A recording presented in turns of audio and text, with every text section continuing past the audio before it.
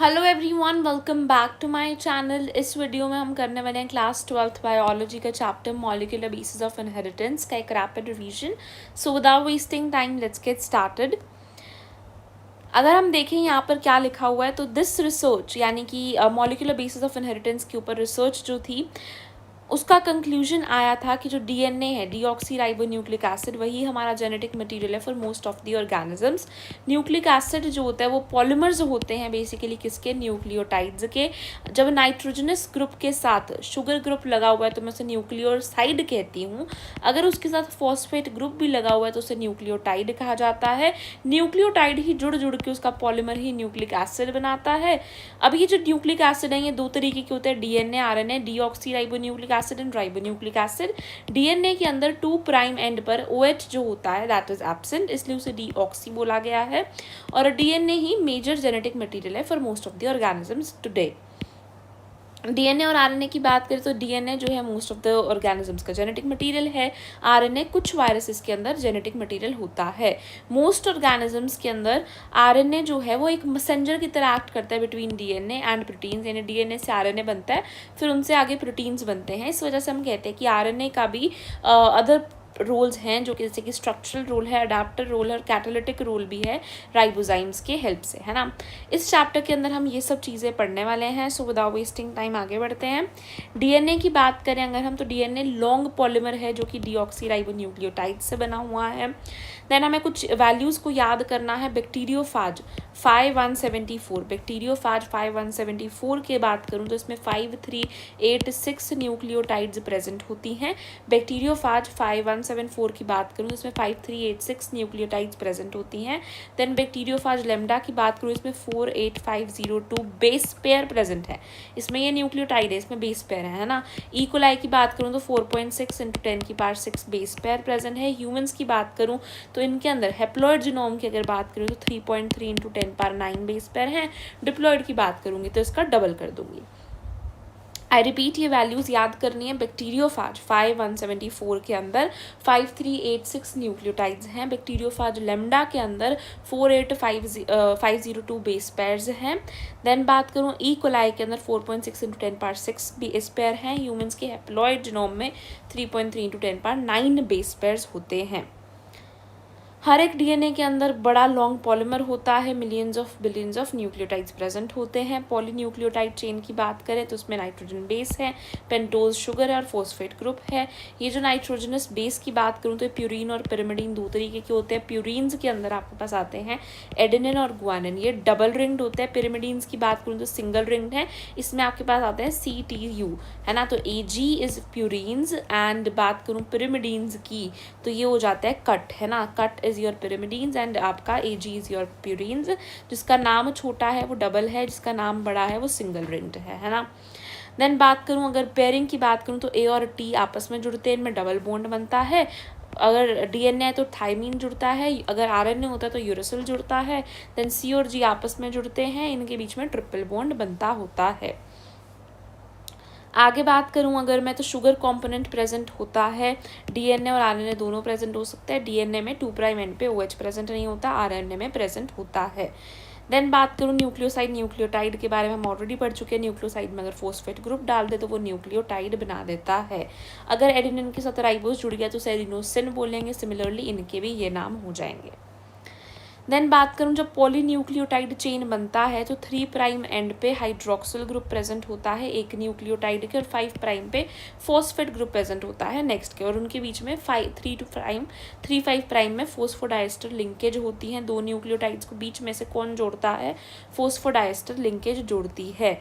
इनकी जो पोलैरिटी होती है 3' to 5', 5' to 3', इस तरीके से। एक एंड अगर 5' है तो एक दूसरा 3' होता है, और वो जिसके साथ जुड़ा है तो 5' के सामने 3' जुड़ा होता है।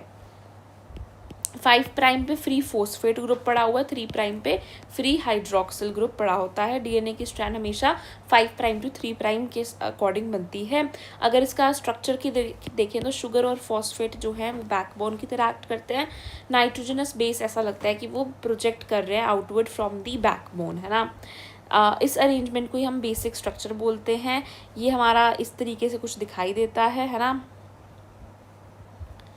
इसके बाद हम आगे बात करें अगर, डिस्कवरी कैसे हुई थी डीएनए की, तो एक डीएनए को पहले स्टार्टिंग में एक एसिडिक सब्सटेंस माना गया था। किसने डिस्कवर किया था? फ्रेडरिक मिशर ने 1869 में डिस्कवर किया था। उन्होंने उसका नाम न्यूक्लिन रखा था। हाउएवर बाद में हमें टेक्निकल लिमिटेशंस थी, तो डीएनए को could not be determine for many years, है ना। डबल हेलिक्स मॉडल जब आया डीएनए का, जिसे हम 1953 में आया, कब आया? 1953 में आया। कौन लेके आया? वॉटसन एंड क्रिक लेकर आए। इन्होंने डबल हेलिक्स मॉडल कौन लेके आए? वॉटसन एंड क्रिक इन 1953। और डिस्कवर किसने किया था? फ्रेडरिक मिशर ने इन 1869।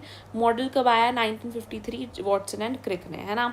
इनका मॉडल जो था एक्सरे डिफ्रैक्शन स्टडीज़ के ऊपर बेस्ड था, जो कि रोजालिंड फ्रैंकलिन और विल्किंस ने दिया था। किसने? फ्रैंकलिन और विल्किंस की एक्सरे डिफ्रैक्शन स्टडी पे था और शारगाफ के ऑब्जर्वेशंस पे बेस्ड था। शारगाफ के ऑब्जर्वेशन पे बात करूं तो एरविन शारगाफ ने कुछ ऑब्जर्वेशन दी थी। उन्होंने बोला जितना एडेनिन होगा उतना थाइमीन होगा, क्योंकि ए टी से बाइंड करता है। जितना गुआनिन होगा उतना ही साइटोसिन होगा, क्योंकि जी आपका सी से बाइंड करता है।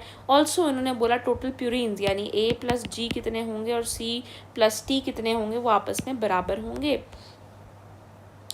फिर उन्होंने कॉम्प्लीमेंट्री बेस पेयरिंग का बात भी बता दी कि ए और टी आपस में बाइंड करते हैं, जी और सी उसमें। और ये क्या है? प्यूरीन्स और पिरामिडिन, मतलब एक प्यूरीन बाइंड करता है, एक पिरामिडीन करता है ना। ए आपका बेसिकली एक प्यूरीन है, एक पिरामिडीन है, ताकि जो डिस्टेंस है दोनों स्ट्रैंड्स के बीच में कांस्टेंट रहे। अगर दोनों छोटे वाले ग्रुप कर दें, मान लो ए और जी आपस में कर जाएं और मान लो CO2 आपस में कर जाएं, तो उनके बीच में एक इरेगुलरिटी आ जाएगी, है ना। देन बात करें 1953 में वॉटसन एंड क्रिक का जो मॉडल था, उसके अंदर क्या क्या सेलिएंट फीचर्स थे। उन्होंने बोला था डीएनए जो है वो 2 पॉलीन्यूक्लियोटाइड्स का चेन्स का बना है, शुगर फोस्फेट की बैकबोन होती है, नाइट्रोजन स्पेस बाहर की तरफ बेसिकली प्रोजेक्ट करते हैं, और एंटी पैरेलल डायरेक्शन पोलैरिटी होती है, ऑपोजिट होते हैं डायरेक्शन में। एक 5' to 3' होती है अगर, तो दूसरी वाली स्ट्रैंड 3' to 5' होती है।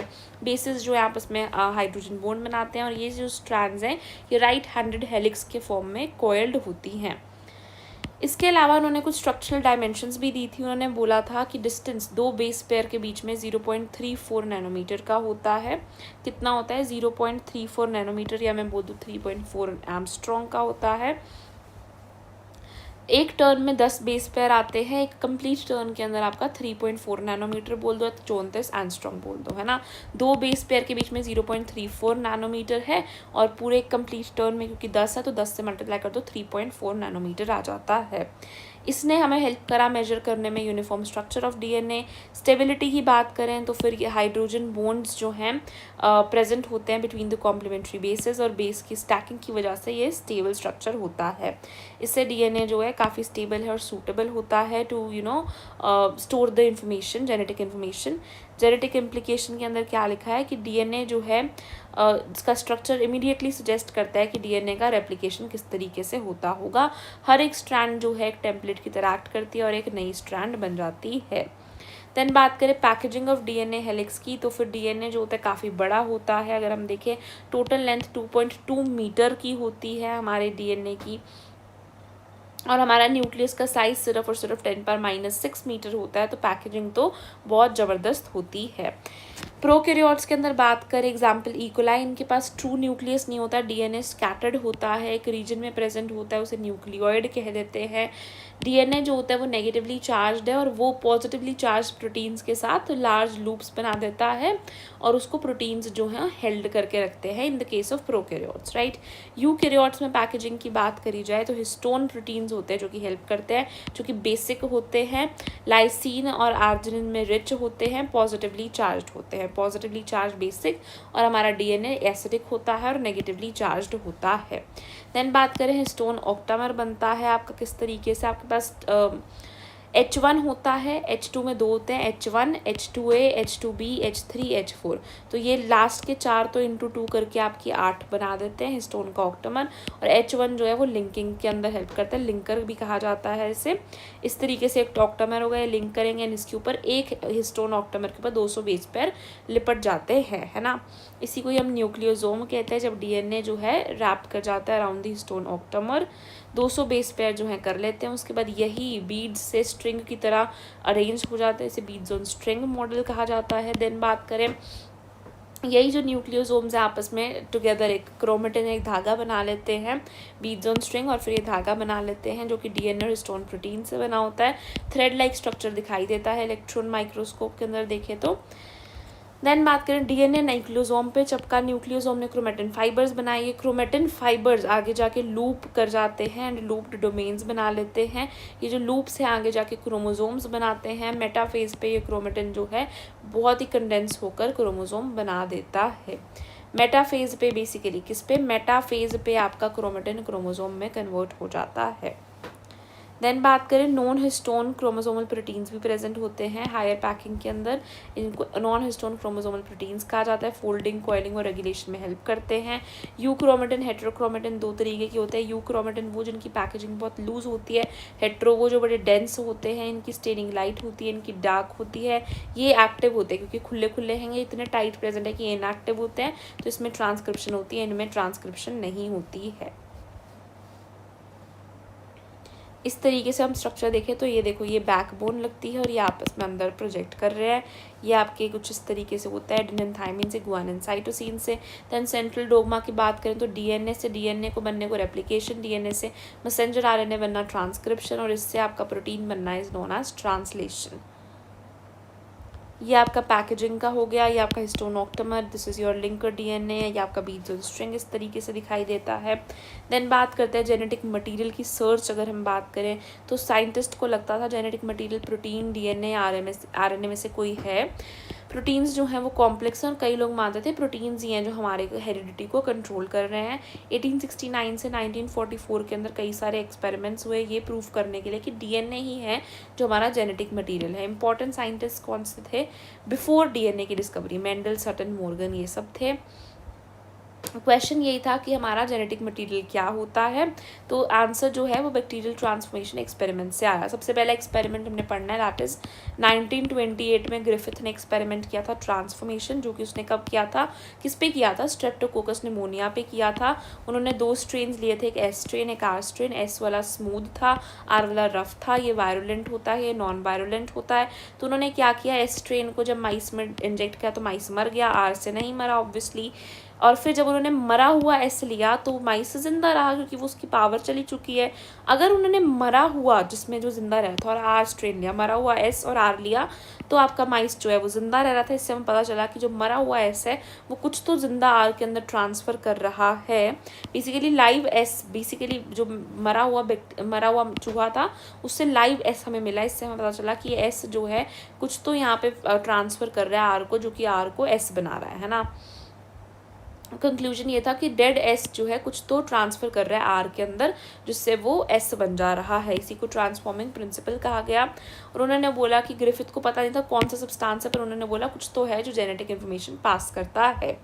फिर बायोकेमिकल कैरेक्टराइजेशन हुई किसकी? ट्रांसफॉर्मिंग प्रिंसिपल, यानी जो ट्रांसफॉर्मिंग प्रिंसिपल 1928 में ग्रिफिथ ने दिखाया स्ट्रेप्टोकोकस निमोनिया पे, उसके ऊपर बायोकेमिकल कैरेक्टराइजेशन किसने करी? 33 to 44 के अंदर एवरी मैकलियोड और मैककार्टे ने करी। ठीक है, इन्होंने क्या करा, इन्होंने ना एस बैक्टीरिया के पहले एक बार प्रोटीन हटा के देखे, एक बार आरएनए हटा के देखा, एक बार डीएनए हटा के देखा, है ना। अगर कैसे हटाया? प्रोटीएज, आरएनएज और डीएनएज को हेल्प से, है ना। उनको हटा के चेक करा कि किस केस के अंदर ट्रांसफॉर्मेशन हो रही है। प्रोटीन को हटाया तो भी हो रही थी, आरएनए को हटाया तो भी हो रही थी, डीएनए को जब उन्होंने हटाया तो कोई ट्रांसफॉर्मेशन नहीं हुई। से पता चलेगा कि डीएनए ही हमारा जेनेटिक मटेरियल होता है। ये पहला स्ट्रॉन्ग प्रूफ था, है ना। पर साइंटिस्ट अभी भी फुली कन्विंस नहीं हुए थे। बाद में आगे भी आपके और एक्सपेरिमेंट्स होते गए, तो उसके बाद कन्फर्मेशन मिला था। फिर क्या हुआ? हर्शे एंड चेज ने एक्सपेरिमेंट किया जेनेटिक मटेरियल को डीएनए प्रूव करने में। अभी तक हमने क्या पढ़ा? 1928 में आपका कौन सा हुआ? ग्रिफिथ का एक्सपेरिमेंट हुआ। अब 1928 में ग्रिफिथ का हुआ, 1952 में हर्शे एंड चेज का हुआ। 28 में आपका ग्रिफिथ का, 52 के अंदर आपका हर्शे एंड चेज का, है ना। देन बात करूँ यहाँ पर क्या हुआ, इन्होंने क्या किया, इन्होंने फर्स्ट अनइक्विवोकल प्रूफ दिया था कि डीएनए ही जेनेटिक मटेरियल होता है। बैक्टीरियोफाज पे काम किया था। किस पे काम किया था? बैक्टीरियोफाज, यानी एक वायरस जो कि बैक्टीरिया को इन्फेक्ट करता है। यहाँ पर बेसिकली क्या था, उन्होंने बोला कि बैक्टीरियोफाज में जब इन्फेक्शन करता है जब वो सिर्फ जेनेटिक मटेरियल को ही अंदर भेजता है। तो उन्होंने डीएनए और प्रोटीन को दो चीज़ें ही पर प्रेजेंट होती हैं। उन्होंने क्या किया, रेडियो एक्टिव लेबलिंग करी, यानी फॉस्फोरस आपका 32 लिया और सल्फर आपका 35 लिया, है ना। डीएनए के पास फॉस्फोरस होता है, यानी डीएनए को एक बार लेबल किया और एक बार प्रोटीन को लेबल किया जब सल्फर बनाता है ना। डीएनए के पास पी होता है, कोई एस नहीं होता, पर इसके पास आपका एस होता है, कोई पी नहीं होता, है ना। तो प्रिपरेशन हुई जब वायरस की, तो एक बार हमने उसको इस वाले मीडियम में किया तो डीएनए रेडियो एक्टिव वाला बना, जब हमने इस मीडियम में ग्रो किया तो प्रोटीन रेडियो एक्टिव वाला मिला, है ना। देन हमने इकोलाई की इन्फेक्शन करवाई, उसको इंजेक्ट करवाया, उसके बाद उनकी ब्लेंडिंग करी, यानी इन्फेक्शन करवाने के बाद मिक्सचर को हमने शेक किया किसमें, ब्लेंडर में, और फिर जो वायरल कोड्स थे उसको बाहर निकाला और बैक्टीरिया को लिया। बैक्टीरिया के अंदर बैक्टीरिया था और उसके अंदर जेनेटिक मटेरियल प्रेजेंट था। फर्स्ट केस जहाँ पे बेसिकली डीएनए रेडियो एक्टिव लिया, तो ऑब्वियसली बैक्टीरिया भी रेडियो एक्टिव हो जाएगा क्योंकि उसके अंदर उसका जेनेटिक मटेरियल है।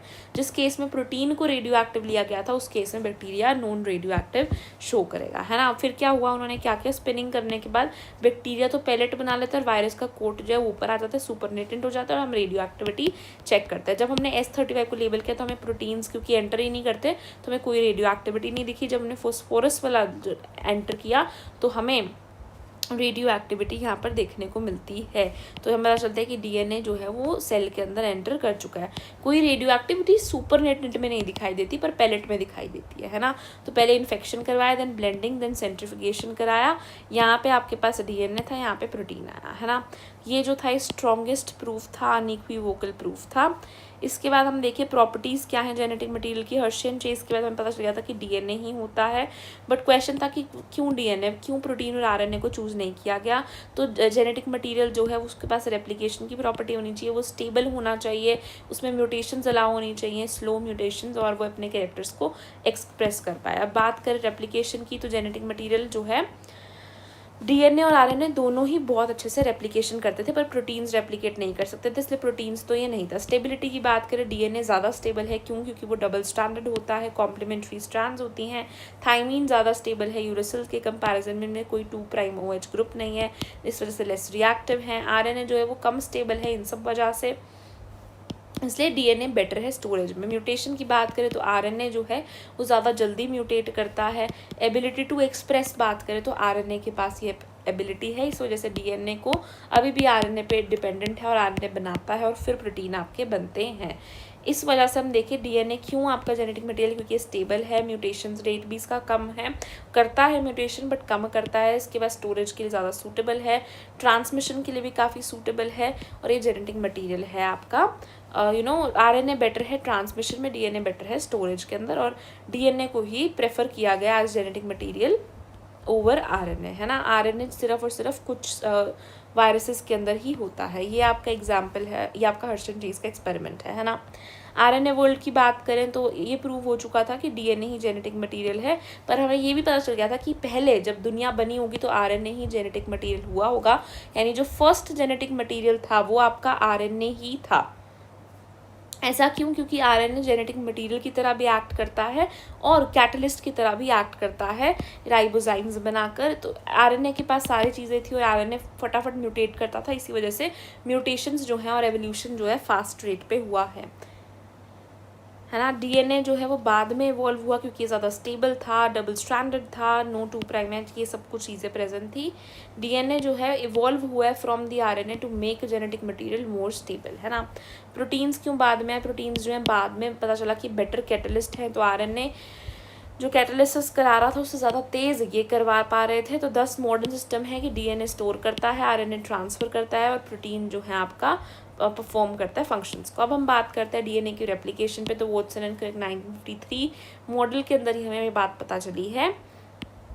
बेस पेयरिंग की वजह से हर एक स्ट्रैंड जो है टेम्पलेट की तरह एक्ट करती है, तो जब रेप्लिकेशन होती है दोनों स्ट्रैंड सेपरेट होती हैं और नई स्ट्रैंड्स बनती हैं, और आपका एक ओल्ड और एक नई स्ट्रैंड होती है, इसी को सेमी कंजर्वेटिव रेप्लिकेशन कहते हैं, है ना। एक बेसिकली ओल्ड और दो बनती है, एक ओल्ड और एक न्यू स्ट्रैंड की होती हैं, एक पेरेंटल और एक नई सिंथेसाइज होती है।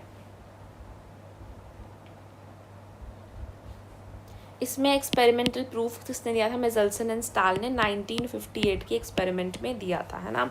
1928 में ग्रिफिथ का, 1952 में हर्शन चेज का, 1958 में मेजल्सन एंड स्टाल का एक्सपेरिमेंट हुआ था। इन्होंने इकोलाई पे करवाया था सेमी कंजर्वेटिव नेचर को प्रूव करने के लिए। एक हैवी आइसोटोप और एक लाइट आइसोटोप लिया था और उन्होंने सीजियम क्लोराइड से अपनी डेंसिटी ग्रेडियंट सेंट्रिफिकेशन करी थी। पहले इन्होंने इनको बैक्टीरिया को ग्रो करवाया NH4Cl, जो कि इसमें हैवी आइसोटोप लिया था, तो DNA हैवी बन जाता है। उसके बाद उसको नॉर्मल मीडियम में डाल दिया जाता है और हम जब सैंपल देखते हैं आफ्टर एवरी 20 मिनट्स तो हमें पता चलता है कि जनरेशन 1 जो बनी वो हाइब्रिड बनी, यानी उनके पास एक हैवी स्ट्रैंड थी, एक हमारे पास लाइट थी। दैट मीन्स एक ओल्ड वाला लेते हैं और एक स्ट्रैंड आपकी नई बनती है। जनरेशन 2 में देखा तो 50% तो हाइब्रिड थी, 50% लाइट, यानी कि अगैन आपके पास वो चारों सेपरेट होंगी तो आपके पास हमेशा 2 स्ट्रैंड्स आपके पास हाइब्रिड बनेंगी, बाकी की जितनी भी बनती रहेंगी वो लाइट बनती रहेंगी। उनको ग्रो किया तो हाइब्रिड्स वाले नंबर कम होता रहे, लाइट वाला आपका बढ़ता रहा, है ना। कंक्लूजन ये निकला कि DNA जो होता है वो सेमी कंजर्वेटिव होता है। ये एक्सपेरिमेंट भी यहाँ पे दिखा रखा है। फिर उसके बाद एडिशनल प्रूफ दिया टेलर के एक्सपेरिमेंट ने। उसने विसिया फेबा बीन्स को यूज़ करा, रेडियो एक्टिविटी थायमिडीन रखा और यहाँ पे भी आपका DNA सेमी कंजर्वेटिवली ही वर्क करता है। इसके बाद बात करें जब रेप्लिकेशन होती है तो क्या मशीनरी रिक्वायर्ड है, किस तरीके से रेप्लिकेशन होती है। DNA की जो रेप्लिकेशन है वो लिविंग सेल्स के अंदर होती है। इसके लिए कई सारे एंजाइम्स एंड प्रोटीन्स रिक्वायर्ड होते हैं। रेप्लिकेशन बहुत एक्यूरेट और वेरी फास्ट प्रोसेस है। इसमें DNA डिपेंडेंट DNA पॉलीमरेज चाहिए होता है। 5 प्राइम टू 3 प्राइम में वर्क करता है। DNA को टेम्पलेट की तरह यूज़ करता है। वेरी फास्ट वेरी एक्यूरेट है। इकोलाई की इतनी लेंथ है ना, 18 मिनट के अंदर इसका हो जाता है। 2020 पेयर पर सेकेंड है। एनर्जी कहाँ से मिलती है रेप्लिकेशंस की, तो हम बात करें DATP, DGTP, DCTP, DTTP, इन सबसे मिलती है ना। कई सारे एंजाइम्स यूज़ होते हैं ओपन करने में, स्टेबलाइज करने में, जॉइन करने में, स्टार्ट करने में सिंथेसाइज को। एक रेप्लिकेशन फोक बनता है। DNA बड़ा लंबा होता है, इसको सारा साथ में नहीं खोलाते, एनर्जी एक्सपेंस हो जाता है, इसलिए रेप्लिकेशन फोक बनता है जो कि वायर शेप्ड होता है, जहाँ पर DNA अनवाइंड करता है। फिर डायरेक्शन का सिंथेसिस होता है DNA का 5 प्राइम टू 3 प्राइम की डायरेक्शन के अंदर। तो एक स्ट्रैंड जो है वो लीडिंग स्ट्रैंड बनती है जिसकी पोलैरिटी टेम्पलेट की 3 प्राइम टू 5 प्राइम होती है। उसकी सीधा 5 प्राइम टू 3 प्राइम बन जाती है जो कि कंटिन्यूसली बनती है, इसलिए उसको लीड करती है। दूसरी जिसकी 5 प्राइम टू 3 प्राइम होती है उसकी लैगिंग स्ट्रैंड्स बनती है, रुक रुक के बार बार बनती हैं, यानी उसको बाद में फिर लेटर ज्वाइन करवाया जाता है फ्रेगमेंट्स को, ओकाज़ाकी फ्रेगमेंट्स कहलाते हैं। बाद में DNA लाइगेज की मदद से उनको जोड़ा जाता है। DNA पॉलीमरेज जो है वो स्टार्ट नहीं कर सकता सिंथेसिस को, इनिशिएट नहीं कर सकता, बट सिर्फ एक्सटेंड कर सकता है, इसलिए एक स्टार्टिंग पॉइंट चाहिए होता है। वो स्टार्टिंग पॉइंट ORI कहलाता है, ओरिजिन ऑफ रेप्लिकेशन कहलाता है। रेप्लिकेशन ऐसे रैंडमली नहीं स्टार्ट करती, एक फिक्स साइट से स्टार्ट करती है। इकोलाई में सिर्फ एक ही ओरिजिन है, यूकेरियोट्स में कई सारे ओरिजिन्स प्रेजेंट हैं, है ना। तो रिकॉम्बिनेंट DNA टेक्नोलॉजी में वेक्टर्स के पास ORI होना चाहिए। रेप्लिकेशन बात करें यूकेरियोट्स के अंदर बात करें तो S फेज के अंदर होती है। कब होती है? S फेज में होती है। बड़ा एक कंट्रोल प्रोसेस होता है। अगर रेप्लिकेशन फेल हो जाए तो क्रोमोसोमल एबनॉर्मेलिटी आ सकती है, पॉलीप्लॉइडी जैसी।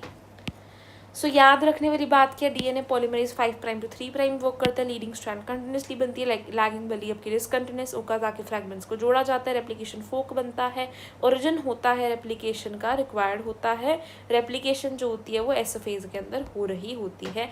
इस तरीके का आपका यहाँ पे भी डायग्राम दिखा रखा है ना। देन बात करते हैं ट्रांसक्रिप्शन की। तो ट्रांसक्रिप्शन के अंदर क्या हो रहा है, आपका कोपिंग जेनेटिक मटेरियल DNA से RNA बन रहा है। एक स्ट्रैंड है आपकी DNA की जिसको हम कॉपी करते हैं, दूसरी स्ट्रैंड को नहीं करते हैं। कॉम्प्लीमेंटैरिटी का रूल फॉलो होता है।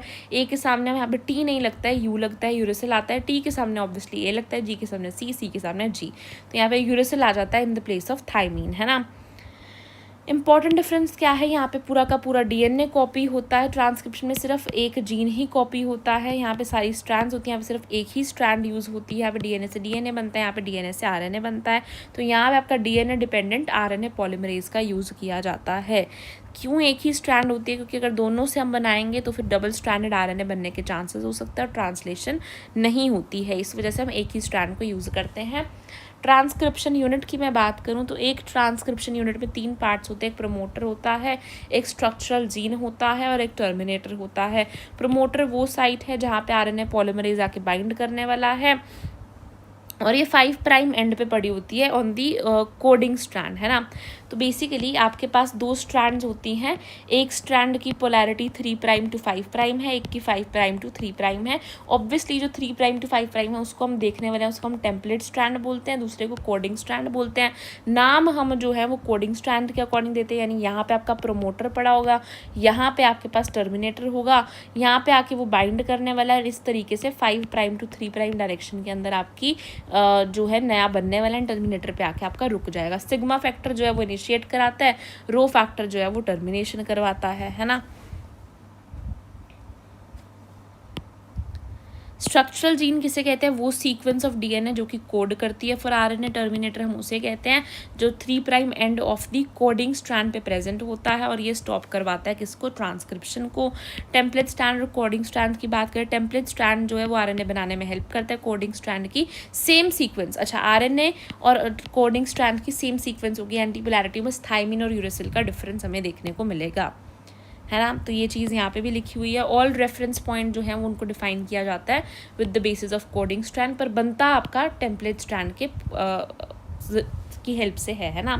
ट्रांसक्रिप्शन यूनिट एंड जीन की बात करूँ तो जीन जो है वो फंक्शनल यूनिट है इनहेरिटेंस का, पर जीन हमेशा सिंपल नहीं होता। जीन जो होता है वो प्रोटीन, टीआरएनए, आरएनए इन सब के लिए कोड करता है। तो ये जो डेफिनेशन है बेस्ड ऑन प्रोटीन ये अकेली इनफ नहीं होती है, सिस्ट्रोन बनता है बेसिकली।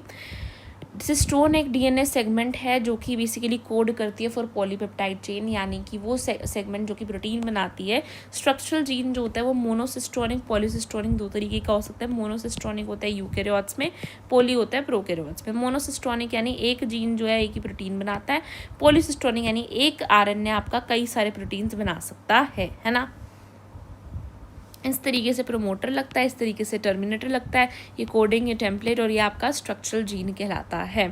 देन बात करें स्प्लिट जीन, यानी कि यूकेरियोट्स के अंदर जो बेसिकली जो जीन बनता है उसके अंदर एक्सोन्स और इंट्रोन्स दोनों प्रेजेंट होते हैं। एक्सोन्स वो सीक्वेंस है जिसने आगे जाके कोड करना है प्रोटीन के लिए, है ना, और इंट्रोन्स वो हैं जो कि नॉन कोडिंग सीक्वेंसेस जिनका कोई यूज़ नहीं होता है। तो इंट्रोन्स को रिमूव करवा दिया जाता है जब आरएनए की प्रोसेसिंग हो रही होती है। रेगुलेटरी सीक्वेंसेस, जीन एक्सप्रेशन जो है डिपेंड करता है प्रोमोटर कहाँ पे है और रेगुलेटरी सीक्वेंसेस कौन सी हैं। ये जो हैं these may not code proteins but control gene, ये जो हैं बेसिकली ये प्रोमोटर वाली साइट्स ये जो है कंट्रोल करती हैं, चाहे ये आपका, क्योंकि सिर्फ कोड तो सिर्फ स्ट्रक्चरल जीन कर रहा है ना। देन बात करें आरएनए के टाइप्स, एमआरएनए जो कि कोड को कैरी करता है, टीआरएनए जो कि अमीनो एसिड्स लेके आएगा, आरआरएनए जो कि राइबोसोम्स को बनाता है ना। ये सब की ज़रूरत होती है हमें अगर प्रोटीन्स बनाने हैं। आरएनए पॉलीमरेज की बात करें तो यहाँ पे DNA dependent RNA polymerase use हो रहा है। बैक्टीरिया में सिर्फ एक ही होता है। ट्रांसक्रिप्शन जब होती है तो इनिशिएशन, एलोंगेशन, टर्मिनेशन होता है। इनिशिएशन में सिग्मा फैक्टर की ज़रूरत पड़ती है।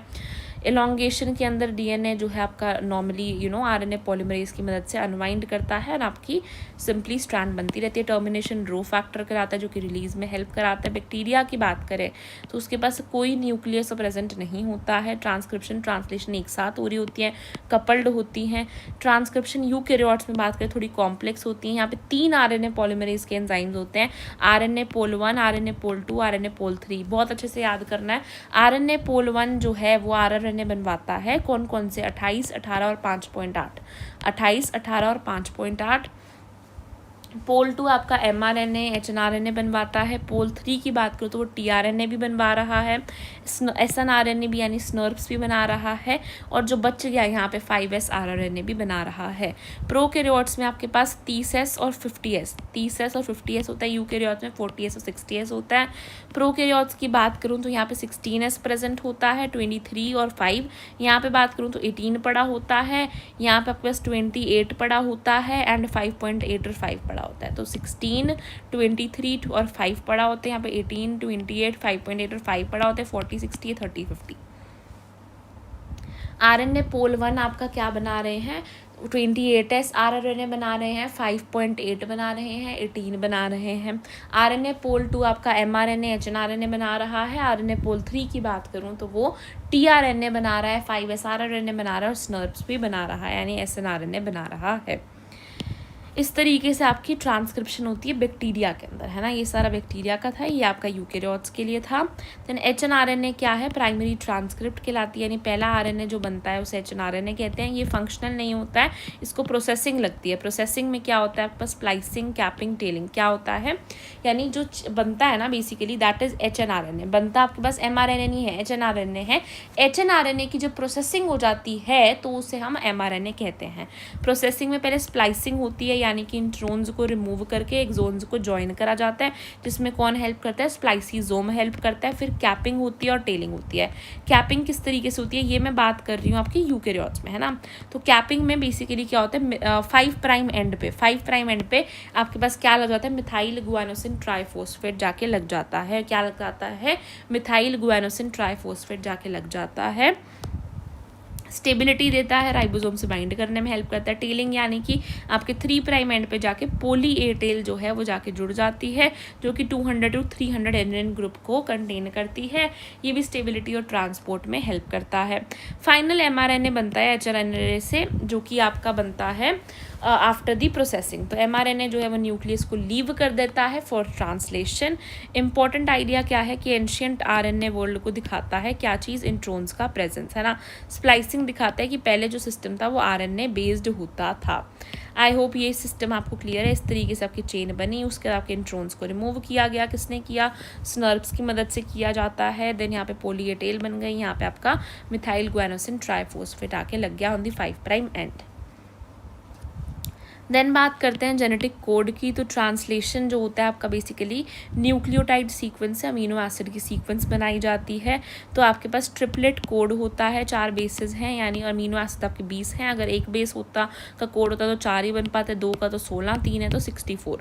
तो जियोर्ज गैमो ने प्रपोज किया था, किसने किया था, जियोर्ज गैमो ने, कि ट्रिपलेट कोड का आइडिया करेक्ट होता है। हरगोबिंद खुराना ने बोला था कि सिंथेटिक आरएनए बेसिकली बनता है। मार्शल नाइडेनबर्ग ने बोला था सेल फ्री सिस्टम के अकॉर्डिंग बनता है। सेवेरो ओको ने आपका क्या बताया था, आरएनए सिंथेसिस एंजाइम के बारे में बताया था। इन सब ने ये डिस्कवरीज करी। तो क्या किया, गैमो ने आइडिया दिया, हरगोबिंद खुराना ने सिंथेटिक आरएनए पहली बार बनाकर दिखाया, है ना, किसको यूज करके, ट्रिपलेट कोड को। मार्शल नाइडेनबर्ग ने सेल फ्री सिस्टम में बना के दिखाया। सेवेरो ओकोआ ने आरएनए सिंथेसिस एंजाइम बना के दिखाया, है ना। कोडोन की बात करें तो 3 न्यूक्लियोटाइड सीक्वेंस होते हैं कुछ इस तरीके से, है ना। 64 कोडोन्स है, जिसमें 61 अमीनो एसिड को कोड करते हैं, 3 आपके स्टॉप कोडोन्स होते हैं। बात करूँ इनकी प्रॉपर्टीज़ की तो ट्रिपलेट होते हैं, यानी कि 3 बेस पेयर होते हैं, है ना। डीजेनरेट होते हैं, यानी एक अमीनो एसिड जो है वो कई सारे कोडोन्स से कोड हो रहा है ना। डीजेनरेट यानी कई सारे कोडोन्स जो हैं वो एक ही अमीनो एसिड को कोड कर रहे होते हैं, ठीक है ना। नो पंचुएशन, इनको कंटिन्यूसली रीड किया जाता है। यूनिवर्सल होते हैं, सेम कोड होता है। एक्सेप्शंस हैं कुछ माइटोकॉन्ड्रिया और कुछ प्रोटोजोआ के अंदर। स्टार्ट कोडोन होता है हमारे पास AUG, जो कि मिथ्योनिन को कोड भी करता है, और स्टार्ट कोडोन भी होता है। स्टॉप कोडोन हमारे पास प्रेजेंट होते हैं UAA, है ना, UAG एंड UGA, है ना।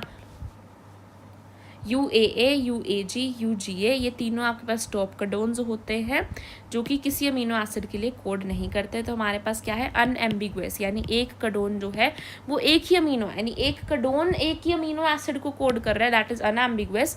पर एक अमीनो एसिड के लिए कई सारे कोडोन्स हैं, है ना। एक अमीनो एसिड के लिए कई सारे कोडोन्स हैं, यानी अगर मुझे कोडोन की सीक्वेंस दे दी जाए तो मैं अमीनो एसिड की डिटरमाइन कर सकती हूँ, पर अमीनो एसिड की दे दी जाए तो मैं कोडोन की नहीं कर सकती हूँ, है ना।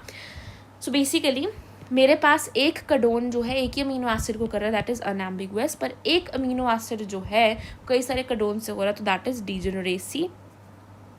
बाकी ये सारी आपकी फिर से लिख रखी है ना।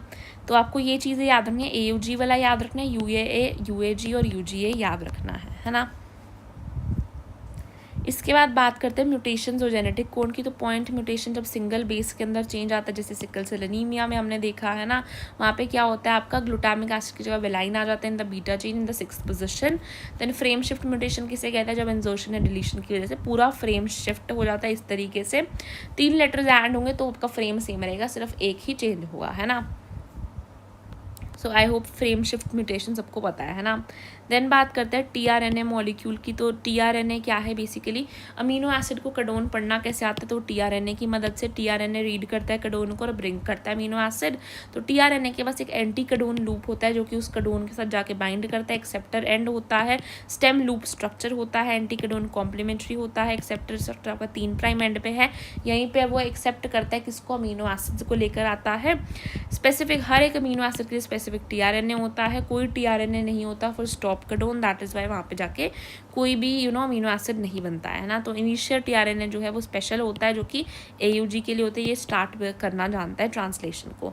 अगर मैं देखूँ सेकेंडरी स्ट्रक्चर तो क्लोवर लीफ मॉडल जैसा है, टर्जरी देखूँ तो इन्वर्टेड एल, उल्टा एल जैसा है। अगर मैं टर्जरी मॉडल देखूँ, अगर मैं सेकेंडरी देख रही हूँ तो क्लोवर लीफ जैसा मॉडल हमें दिखाई देता है। देन ट्रांसलेशन की बात करूँ तो ट्रांसलेशन जो है इसमें क्या हो रहा है? आपके अमीनो एसिड जो हैं वो पॉलीपेप्टाइड फॉर्मेशन कर रहे हैं, यानी कि वो पॉलीपेप्टाइड चेन बना रहे हैं, पॉलीपेप्टाइड फॉर्मेशन कर रहे हैं। अमीनो एसिड्स जो हैं उनको पेप्टाइड बॉन्ड से जोड़ा जाता है, एनर्जी रिक्वायर्ड होती है, ठीक है। चार्जिंग होती है, सबसे पहले तो टीआरएनए चार्ज होता है, यानी अमीनो एसिड जाके टीआरएनए से बाइंड करते हैं, इसमें एनर्जी चाहिए होती है। और क्या बनता है? ऐसे टीआरएनए बनते हैं जिन पे अमीनो एसिड जुड़े हुए हैं, अमीनो एसाइल टीआरएनए बन जाते हैं। क्या क्या चाहिए? अमीनो एसिड, टीआरएनए और एटीपी चाहिए, और आपके टीआरएनए चार्ज हो जाता है, अमीनो एसाइलेशन हो जाती है टीआरएनए की, है ना। देन हमें राइबोसोम्स पे प्रोटीन सिंथेसिस होता है, किस पे होता है? राइबोसोम। प्रोटीन का सिंथेसिस राइबोसोम के ऊपर ही हो रहा है। इसका छोटा और लार्ज सब यूनिट होता है, छोटा वाला जाके एमआरएनए पे बाइंड करता है और लार्ज वाला पेप्टाइड बॉन्ड्स बनाता जाता है सबके बीच में, है ना। तो राइबोसोम मैं किसे बोल रही हूँ? जब आरआरएनए और प्रोटीन्स हमारे जुड़ जाते हैं, है ना। 23S ये याद रखना है, राइबोजाइम की तरह एक्ट करता है, एक एंजाइम की तरह। जो 23S RRNA है, 23S RRNA जो प्रेजेंट होता है वो किसकी तरह एक्ट करता है? एक एंजाइम राइबोजाइम की तरह एक्ट करता है। 23S RRNA आपका राइबोजाइम की तरह एक्ट करता है। राइबोसोम के ऊपर हमारे पास 2 मेन साइट्स प्रेजेंट होती है, एक ए साइट और एक पी साइट, है ना। और समटाइम्स ई साइट भी मेंशन होती है। ए साइट अमीनो असाइल साइट होती है, पी साइट पेप्टाइड साइट होती है, और ई साइट आपकी भी कभी कभी प्रेजेंट होती है। तो कौन कौन सी साइट है? ए, पी और ई साइट प्रेजेंट होती है। ट्रांसलेशन यूनिट की बात करूँ तो वो पार्ट ऑफ एमआरएनए जो कि बेसिकली जहाँ पे स्टार्ट कोडोन और स्टॉप कोडोन से एंड हो रहा है उसे हम अनट्रांसलेटेड रीजन कहते हैं। 5 प्राइम का यूटीआर बिफोर स्टार्ट वाला कहलाता है, 3 प्राइम का यूटीआर बेसिकली आफ्टर स्टॉप के लिए कहता है। बेसिकली हमारा पास कुछ पार्ट होता है एमआरएनए का जो कि प्रोटीन बनाने वाला है, स्टार्ट कोडोन से लेकर स्टॉप कोडोन। जो बाकी का रीजन होता है उसे हम यूटीआर कहते हैं, यानी वो रीजन जो कि अनट्रांसलेटेड रहता है। 5 प्राइम यूटीआर जो कि स्टार्ट से पहले का सब कुछ है वो 5 प्राइम वाला कहता है, और जो आफ्टर स्टॉप है उसको ये कहता है। यानी ये ज़रूरी होता है एफिशिएंट ट्रांसलेशन करवाने के लिए। तो इनिशिएशन होता है सबसे पहले, फिर एलोंगेशन और फिर टर्मिनेशन। तो सबसे पहले इनिशिएशन में क्या होता है? तो छोटा सब यूनिट है वो बाइंड कर जाता है एमआरएनए की चेन से, स्टार्ट कोडोन एयूजी होता है, इनिशिएट टीआरएनए आके लग जाता है इनिशिएटर वाला, लार्ज सब यूनिट भी ज्वाइन कर जाता है। कब? इसमें मैग्नीशियम 2+ आयन चाहिए होते हैं। एलोंगेशन जब होती है तो टीआरएनए जो है वो ए साइट पे एंटर करता है, पेप्टाइड बॉन्ड बनते रहते हैं, राइबोसोम आगे बढ़ता रहता है, अमीनो एसिड जो है एक एक करके ऐड होते रहते हैं। टर्मिनेशन में स्टॉप कोडोन आ जाता है, रिलीज फैक्टर जो है वो बाइंड करते हैं। क्या आता है? रिलीज फैक्टर आता है, छुड़ाने आता है, पॉलीपेप्टाइड चेन को रिलीज कर दिया जाता है। ये आपके स्टॉप कोडोन्स होते हैं, ठीक है। आई होप ये चीज़ क्लियर हो चुकी है। आगे बढ़ते हैं towards the regulation of gene expression, जो कि लास्ट पार्ट है लैकोपेरोन वाला, है ना। जीन जो है एक्सप्रेस होता है, यानी कि आपका जीन से प्रोटीन बन रहा है, ये बात क्लियर है। इसको कंट्रोल किया जाता है कई सारे लेवल्स पे। यूकैरियोट्स में ट्रांसक्रिप्शन पे भी उसे कंट्रोल, यानी कि ट्रांसक्रिप्शन पे मैंने उसे कंट्रोल कर लिया कि मैं नहीं होने दूंगी ट्रांसक्रिप्शन, अगर मुझे नहीं बनाना, अगर मुझे बनाना है तो मैं होने दूंगी। आरएनए की जो प्रोसेसिंग हो रही थी एचएनआरएनए से एमआरएनए बना, उस पर कंट्रोल कर सकते हैं। एमआरएनए को ट्रांसपोर्ट करने में कंट्रोल कर सकते हैं, ट्रांसलेशन में भी कंट्रोल कर सकते हैं। एग्जाम्पल दिया है यहाँ पे, बैक्टीरिया जो है वो तभी एंजाइम को प्रोड्यूस करता है जब ज़रूरत होती है। एग्जाम्पल बीटा गैलेक्टोसाइडेज तभी वो रिलीज करता है जब उसके एनवायरनमेंट में लैक्टोज प्रेजेंट है, उसने लैक्टोज खाया है, तभी वो बीटा गैलेक्टोसाइडेज को यूज़ करता है ना, बीटा गैलेक्टोसाइडेज को बनाता है अपने, है ना। तो जीन एक्सप्रेशन जो है एनवायरनमेंट पे डिपेंड कर रहा है।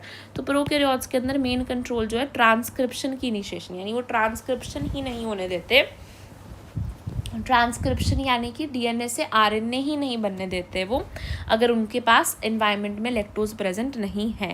तो आरएनए पॉलीमरेज एक्टिविटी यानी कि बेसिकली आरएनए की बनने की एक्टिविटी को कंट्रोल किया गया। किसने कंट्रोल कर रखा है?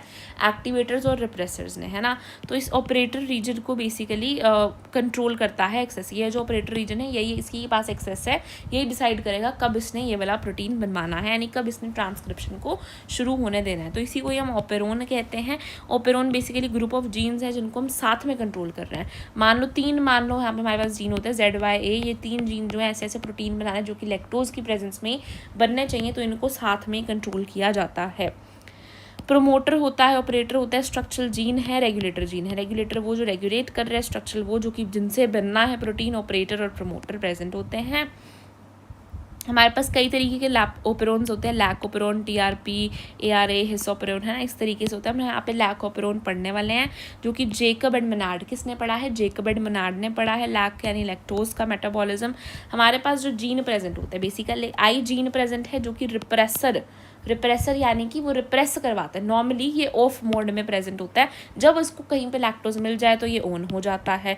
तो नॉर्मली आपका आई जीन जो होता है वो एक्टिवेटेड होता है और आई जीन जो है वो रिप्रेसर मॉलिक्यूल बनाता रहता है, जिस वजह से आपका ये जो स्ट्रक्चरल जीन है बेसिकली कभी फंक्शन कर ही नहीं पाता, क्योंकि रिप्रेसर जो है रिप्रेस करवा देता है। बाकी जो स्ट्रक्चरल जीन है उसमें ZYA प्रेजेंट है, ZYA बीटा गैलेक्टोसाइडेज, परमिएज, ट्रांसएसिटाइलेज। ये क्या बना रहा है? बीटा गैलेक्टोसाइडेज, ये बना रहा है परमिएज, और ये बना रहा है ट्रांस एसिटाइलेज, है ना। तो यहाँ पे देखो ये A एसिटाइलेज आ रहा है और ये A से, है ना। Y क्यों परमिट करना है? Y परमिएज, है ना। Z आपका बीटा गैलेक्टोसाइडेज, तो याद रखो Z बना रहा है बीटा गैलेक्टोसाइडेज, Y बना रहा है आपका परमिएज, और T बना रहा है T नहीं, A बना रहा है आपका ट्रांस एसिटाइलेज, है ना। तो ZYA प्रेजेंट है, beta galactosidase, permease, trans acetylase, है ना। आई रिपीट, यहाँ पे मैं लिख के देती हूँ, देखो ZYA, ठीक है। ये क्या बना रहे हैं? बीटा गैलेक्टोसाइडेज बना रहे हैं, बीटा गैलेक्टोसाइडेज बना रहे हैं। ये आपका परमिएज बना रहा है, ये आपका ट्रांस एसिटाइलेज बना रहा है। तो याद रखना है ZYA प्रेजेंट है, Z आपका बना रहा है बीटा गैलेक्टोसाइडेज, Y बना रहा है आपका परमिएज, A बना रहा है आपका ट्रांस एसिटाइलेज, है ना। Z जो है ये लैक्टोज को तोड़ने में हेल्प करता है, Y लैक्टोज की एंट्री में हेल्प करता है, A आपका मेटाबॉलिज्म में हेल्प कर रहा है। A मेटाबॉलिज्म में, Y एंट्री में, परमिएज परमिट कर रहा है एंट्री को, A आपका मेटाबॉलिज्म में हेल्प कर रहा है, और Z आपका लैक्टोज को तोड़ने में हेल्प करता है। इस तरीके से आपका लैकोपेरोन होता है। यहाँ पे प्रोमोटर है ना, ये प्रोमोटर जो है ये तो प्रमोट कर रहा है कि चलो तुम चलते जाओ, है ना। फिर यहाँ पर आपके पास क्या है? आई जीन प्रेजेंट होता है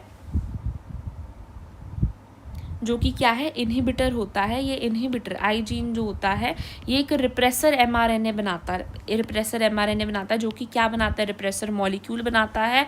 और फिर यहाँ पे अगेन एक प्रोमोटर होता है, ये आपका ऑपरेटर होता है, ये ऑपरेट करने वाला है कि आगे इसने बनना है या नहीं बनना है। ये ऑपरेटर पे जाके अगर बाइंड कर जाए तो फिर ये आगे जाके बनने नहीं देता है। बट अगर मान लो बाहर आपकी इंड्यूसर प्रेजेंट है, बेसिकली यहाँ पे तो इंड्यूसर कोई प्रेजेंट ही नहीं था ना, यहाँ पे मान लो आपका इंड्यूसर आ गया है, इंड्यूसर यानी लैक्टोज आ गई है मान लो, तो यहाँ पे ये बनाएगा, ये भी बनेगा रिप्रेसर, पर ये इसको उधर जाने नहीं देगा, उससे पहले इसको इंड्यूस करके इनएक्टिव कर देगा रिप्रेसर को। और आपका ये प्रोमोटर प्रेजेंट ही है, ये आगे बढ़ेगा, ऑपरेटर पे कोई रिप्रेसर आ नहीं रखा, तो ये आपका बन जाएगा, यहाँ पे आपका लैक mRNA बन जाएगा, जो कि आपका क्या बनेगा? बीटा गैलेक्टोसाइडेज, परमिएज और ट्रांस एसिटाइलेज। ये वाला प्रोसेस ट्रांसक्रिप्शन कहलाएगा और ये वाला ट्रांसलेशन कहलाएगा। तो जब इंड्यूसर एब्सेंट होगा तो ये जाके उधर लग जाएगा और ये बनने नहीं देगा, और जब इंड्यूसर प्रेजेंट होगा तो ये जाके इस पे बाइंड कर जाएगा और आपका ZYA नॉर्मली फंक्शन करेंगे, राइट। लैक्टोज नहीं प्रेजेंट तो ओपेरोन आपका ऑफ होता है। लैक्टोज जब प्रेजेंट है तो लैक्टोज ही इंड्यूसर की तरह एक्ट करता है, रिप्रेसर को इनएक्टिवेट करता है और ओपेरोन ऑन हो जाता है। यहाँ पे इंड्यूसर आपका कौन है? लैक्टोज ही है, या मैं कह दूँ एलोलैक्टोज है। लैक्टोज या एलोलैक्टोज ही यहाँ पे आपका इंड्यूसर है। ग्लूकोज जो है वो इंड्यूसर की तरह एक्ट नहीं कर सकता, can not act as a inducer. Glucose inducer नहीं कर सकता, लैक्टोज होगा तभी वो इंड्यूस होगा, है ना। तो लैक ऑफ प्रोन को हम नेगेटिव क्यों बोल रहे हैं, क्योंकि यूजुअली तो ये ऑफ ही रहता है ना, यूजुअली तो ये नेगेटिव ही रह रहा है। कभी जब लैक्टोज आया तो ये ऑन होता है, यूजुअली ऑफ रहता है, ऑफ मोड में रहता है। कभी जब लैक्टोज आता है तभी ये ऑन होता है, इस वजह से हमने उसे नेगेटिव रेगुलेशन बोल दिया है ना, क्योंकि यहाँ पे रिप्रेसर जो है वो यूजुअली स्टॉप ही करवा देते हैं ट्रांसक्रिप्शन को, है ना। देन रेगुलेशन जो है डिपेंड करता है कि सबस्ट्रेट आपका क्या है। अब लास्ट पार्ट पे आता है ह्यूमन जीनोम प्रोजेक्ट। बड़ा ही इजी है, सिंपल है। ह्यूमन जीनोम प्रोजेक्ट एक प्रोजेक्ट था जिससे हमने फाइंड करना था कंप्लीट डीएनए सीक्वेंस हमारे ह्यूमन जीनोम की। 1990 में ये लॉन्च हुआ था। कब हुआ था? 1990 में। 2003 में ये कंप्लीट हुआ है। 1990 से लेकर 2003 में ये कंप्लीट हुआ है ना। 13 साल लग गए। ह्यूमन का जो जीनोम है हैप्लॉइड का 3×10⁹ है, 3.3 है ना। इस बड़ा ह्यूज डेटा था, यानी बायो इन्फॉर्मेटिक्स का बर्थ हुआ। यहाँ पे कंप्यूटर्स की मुझे रिक्वायरमेंट पड़ी। HGP क्या नहीं, क्यों ज़रूरत थी मुझे HGP की? तो मुझे जेनेटिक इन्फॉर्मेशन जो है वो डिपेंड करती है DNA का सीक्वेंस क्या है, डिफरेंट इंडिविजुअल्स में डिफरेंट है, तो मुझे सीक्वेंस बेसिकली सारे जीनोम का निकालना था।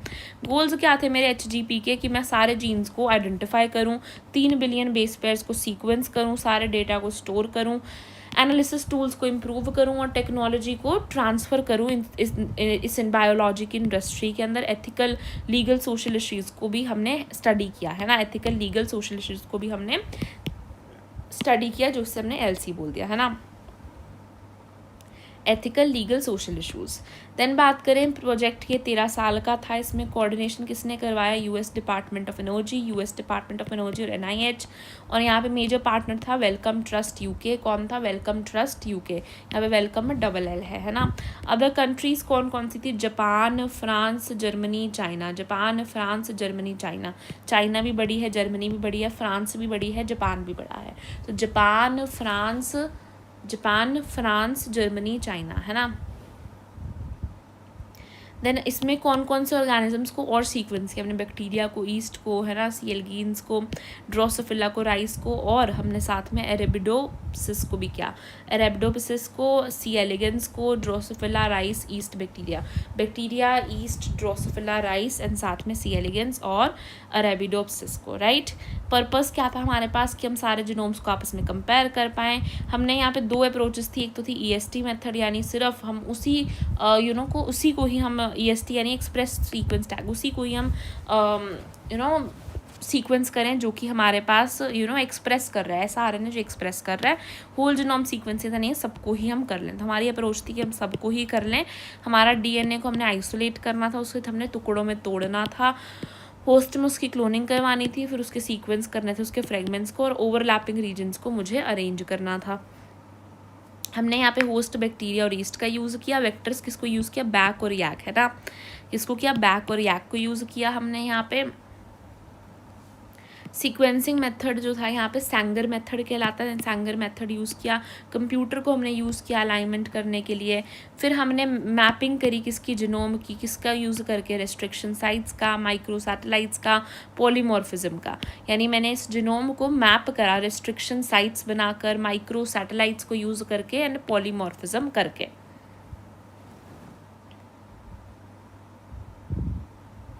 सेलिएंट फीचर्स आए कुछ ह्यूमन जीनोम प्रोजेक्ट के। जीनोम साइज़ जो था वो मेरा असल में मुझे पता चला 3.3 × 10⁹ नहीं है, 3.1 × 10⁹ बेस पेयर ही होता है। एवरेज जीन, एक जीन का एवरेज साइज़ आपका 3000 बेस पेयर होता है। टोटल जीन्स 30,000 हैं। टोटल जीन्स आपके पास 30,000 हैं, है ना। 99.9% DNA हमारा में सेम ही है। 50% जीन्स जो हैं उनका अननोन ही फंक्शन है, पता ही नहीं चला क्या फंक्शन है। लेस देन 2% DNA ही है जो कि प्रोटीन के लिए कोड कर रहा है। जो लार्ज पार्ट है DNA का वो रेपिटेटिव DNA है, बार बार रिपीट हो रहा है। क्रोमोसोम 1 में सबसे ज़्यादा जीन्स है, Y में सबसे कम है। SNPs की बात करूँ तो 1.4 मिलियन साइट्स प्रेजेंट होती हैं। SNPs यानी सिंगल न्यूक्लियोटाइड पॉलीमॉर्फिज्म, यानी हमारे पास कुछ सीक्वेंसेस हैं जो कि हमारे सिंगल न्यूक्लियोटाइड जब बार बार रिपीट हो रहे हैं, हर के अंदर वो डिफरेंट है, तो 1.4 मिलियन साइट्स प्रेजेंट होती हैं। ह्यूमन जीनोम प्रोजेक्ट की क्या एप्लीकेशंस? हम डिजीज़ को डायग्नोज कर सकते हैं, जीन थेरेपी, एवोल्यूशनरी स्टडीज़ कर सकते हैं, एग्रीकल्चर में बढ़ सकते हैं, फोरेंसिक साइंस, ड्रग डेवलपमेंट, और इन सब जीन्स को साथ में पढ़ने का हमें चांस भी मिलता है ना। तो हमारे पास क्रोमोसोम 1 में सबसे ज़्यादा जीन्स है, दैट इज़ योर 2968। कितने हैं? 2968 जीन्स प्रेजेंट है। और सबसे कम हमारे पास है Y में, विच इज़ 231 ही प्रेजेंट होते हैं। ठीक है, SNPs को हम SNPs करके प्रोनाउंस करते हैं, है ना। देन DNA फिंगरप्रिंटिंग हमारी बेस्ड है DNA पॉलीमॉर्फिज्म पे, हमारे पास 99.9% तो सेम है, जो 0.1% डिफरेंट है वही आइडेंटिफिकेशन में यूज़ होता है। हमारे पास सैटेलाइट DNA होता है, रेपिटेटिव DNA होता है, यानी कि बेसिकली हम सबके पास कुछ सीक्वेंसेज हैं जो कि डिफरेंट टाइम्स, मान लो आप में 10 बार रिपीट हो रही है, मेरे में 15 बार हो रही होंगी, तो सब में डिफरेंट टाइम्स वो रिपीट हो रही होती है, उसी को हम सैटेलाइट DNA कहते हैं। मिनी और माइक्रो दो तरीके की होती हैं। ये जो है हाई वेरिएशंस दिखाते हैं, उनको फिंगरप्रिंटिंग में यूज़ किया जाता है। Polymorphism, variations in DNA sequence, अगर म्यूटेशंस इनहेरिट होती हैं और कॉमन है तो पॉलीमॉर्फिज्म हमें देखने को मिलता है। यानी नॉन कोडिंग, यानी जो ऐसा DNA जो प्रोटीन नहीं बनाना, उसमें ही हमें देखने को मिलता है। इंपॉर्टेंट है एवोल्यूशन, मैपिंग और फिंगरप्रिंट्स में। किसे डेवलप किया था इसे? एलेक जेफरेज। किसने किया था? एलेक जेफरेज ने किया था, जिन्होंने VNTR को, variable number of tandem repeat को यूज़ करा। रिपीट नंबर जो है वो डिफरेंट होता है डिफरेंट लोगों में। DNA फिंगरप्रिंट्स में हमने क्या करा? DNA को आइसोलेट करा, रिस्ट्रिक्शन एंजाइम से कट कराया, इलेक्ट्रोफोरेसिस करवाया देखने के लिए, है ना। देन हमने ब्लोटिंग कराई मेम्ब्रेन के ऊपर। देन हमने हाइब्रिडाइजेशन कराई उसकी विद प्रोब, उसको प्रोब से हमने हाइब्रिडाइज करवाया। देन हमने उसकी ऑटो रेडियोग्राफी करी। क्या किया हमने? ब्लोटिंग करी मेम्ब्रेन पे।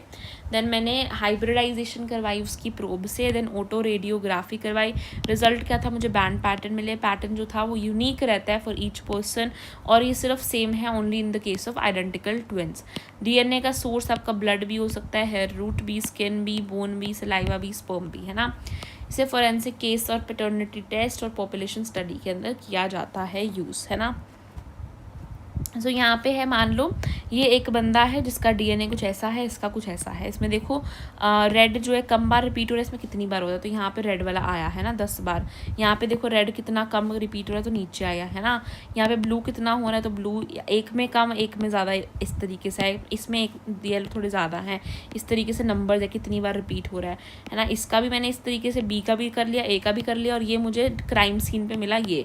तो अब क्राइम सीन के साथ किसका मैच कर रहा है? B का कर रहा है, तो B यहाँ पे क्रिमिनल है ना। So that's it, thank you for watching.